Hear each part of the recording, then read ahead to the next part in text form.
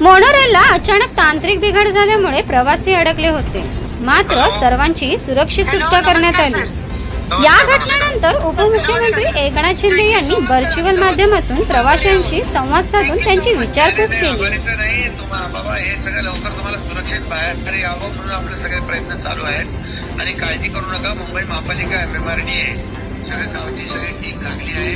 तुम्हाला कुणालाही वैद्यकीय उपचाराची आवश्यकता असेल तर तात्काळ तेही होईल आणि तुम्हाला घरी सोडण्याच्या देखील सूचना सगळ्या दिलेल्या आहेत। त्यामुळे टेन्शन घेऊ नका, एक दुसऱ्याला धीर द्या बस।